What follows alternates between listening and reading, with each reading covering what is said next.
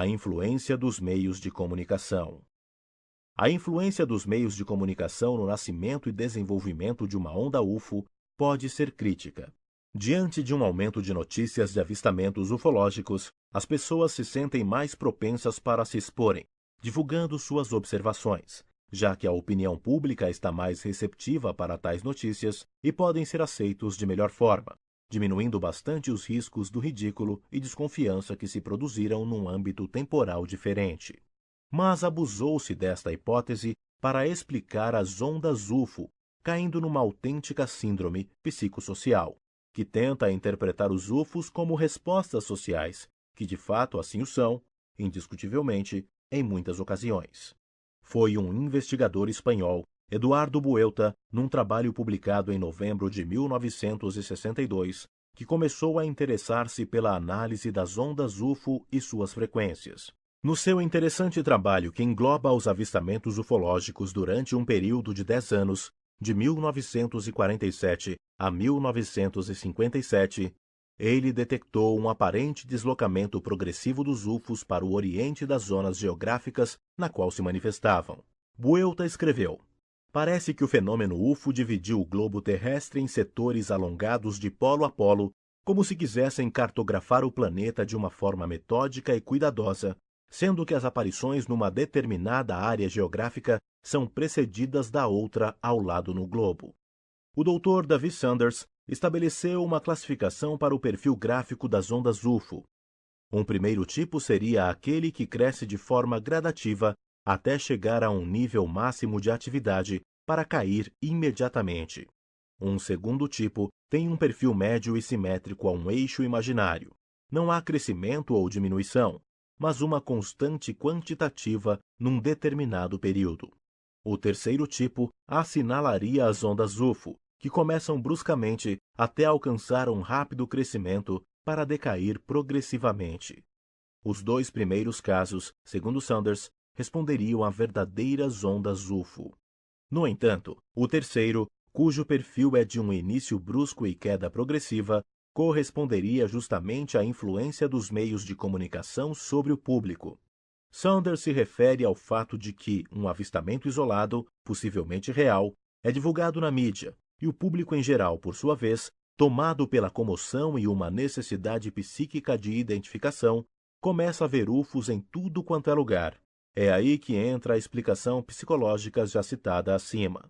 Com o passar do tempo, a comoção e o interesse do público vai diminuindo.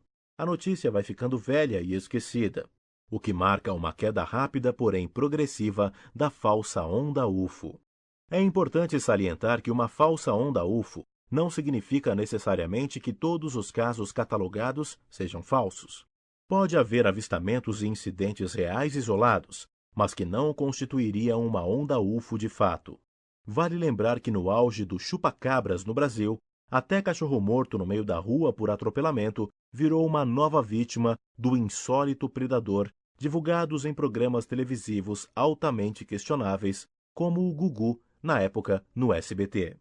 Ainda o Dr. Sanders selecionou 18.000 casos com informações suficientes de casuística ufológica mundial. Depois de analisá-los e depurá-los, estabeleceu o que considerou como as mais importantes ondas UFO a nível mundial. O mês apontado em cada uma das ondas são os picos, havendo vários casos em meses anteriores e posteriores. Julho de 1947. Oeste dos Estados Unidos. Agosto de 1952, leste dos Estados Unidos. Outubro de 1954, França e Europa. Agosto de 1957, América do Sul.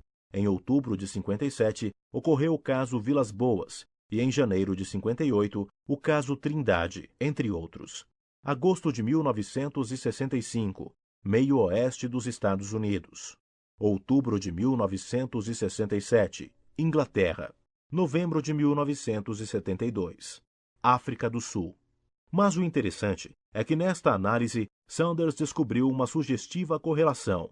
As ondas UFO se deslocavam para o leste em períodos de 5 anos aproximadamente.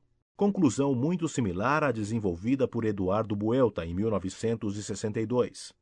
É difícil estabelecer uma cronologia das complexas ondas UFO.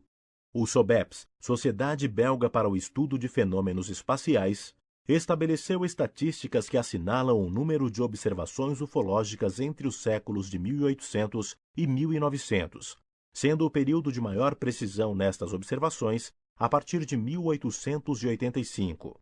As ondas UFO que ocorriam justamente nos momentos de Grande Depressão Econômica foram as seguintes: 1885, 1896, 1897, 1905, 1933 e 1934. A Grande Onda UFO de 1897 foi classificada como a mais importante de todo o século XIX. Segue uma listagem cronológica das ondas UFO desenvolvidas em todo o mundo, com suas respectivas características destacáveis.